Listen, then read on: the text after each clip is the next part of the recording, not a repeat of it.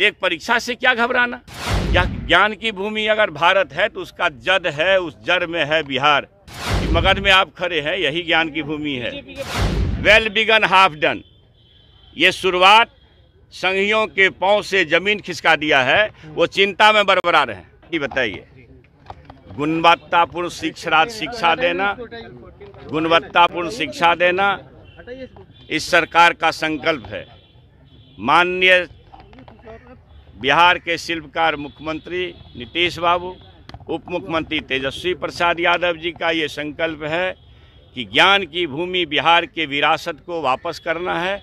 तो गुणवत्तापूर्ण शिक्षा देने के लिए हम अपने बच्चों के लिए, अपने राज्य और देश के तरक्की के लिए एक बेहतरीन शिक्षा कैसे दे सकें, इसके लिए यह सूत्र आया है, यह नियमावली आया है। इसमें अगर किसी ढंग का कोई नुस्ख निकालते हैं तो यह उचित नहीं है। और फिर से मैं एक बात कहना चाहता हूं कि जो हमारे शिक्षकगण हैं, नियोजित शिक्षक, आपका काम शिक्षा देना ही न है, और अपने कोर्स को जिसको आप पढ़ाते हैं, रात दिन जिसके लिए आप शिक्षक हैं और जिन बच्चों को आप पढ़ाते हैं, उस कोर्सेज में से कुछ सवाल अगर नियमित होने के लिए, एक कितनी बड़ी बीमारी इस महागठबंधन की सरकार ने दूर की है। आप नियोजित थे, आप राजकर्मी के दर्जा में जाएंगे, आपको सारी सुविधाएं मिलेगी और अच्छा वेतनमान होगा। तो इस परिस्थिति में और कोई यह कह दे, आज किसी नेता का बयान सुन रहे थे कि एक IAS IPS होता है फिर से परीक्षा दे के पास कर सकता है क्या। IAS IPS का काम पढ़ाना नहीं है, शिक्षकों का काम पढ़ाना है। जिस कोर्स को आप पढ़ाते हैं उसी कोर्स में से अगर कुछ सवाल आपके सामने रखे जाएंगे नियमित होने के लिए, इसके लिए चिंता नहीं करनी चाहिए, इसके लिए घबराना भी नहीं चाहिए। बिहार वासियों को 10 लाख बच्चों को, बेरोजगारों को नौकरी देनी है, उसका ये आयाम है कि लगभग 2.5 लाख से ऊपर ये नियुक्ति 4-5 महीने के अंदर आपके सामने नजर आएगी। पहले के पूर्व का आप देख लीजिए, आपको लगेगा कि हम बिहार वासियों के बच्चों के लिए, बिहार वासियों के लिए, बिहार के बेरोजगारों के लिए सरकार कितनी चिंतित है। और उसी चिंता को ख्याल में रख करके, फिर माता पिता का ध्यान रख करके, यह ज्ञान की भूमि अगर भारत है तो उसका जद है, उस जड़ में है बिहार। मगध में आप खड़े हैं, यही ज्ञान की भूमि है। पूछ रहे थे, फिर आप कहाँ चले गए? अब ये क्या, आप मेरी बात समझिए।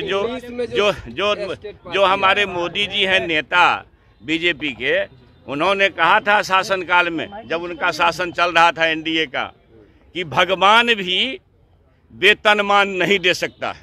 आप उस बयान को निकाल के कोट करिए।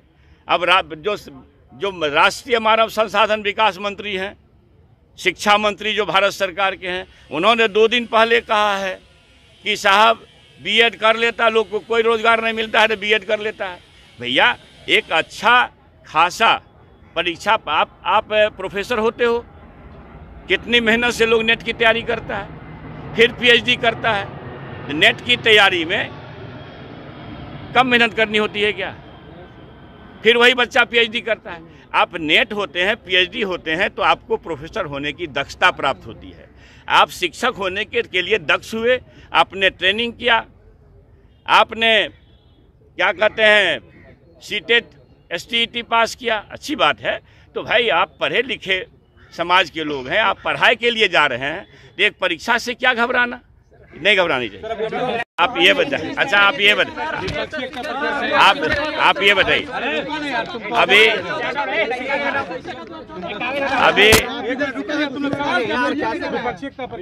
आप देखिए, बिहार में जब महागठबंधन बनी तो नफरतवादियों की नींद हराम हो गई। अब एक पहला वेल बिगन हाफ डन, ये शुरुआत संघियों के पांव से जमीन खिसका दिया है।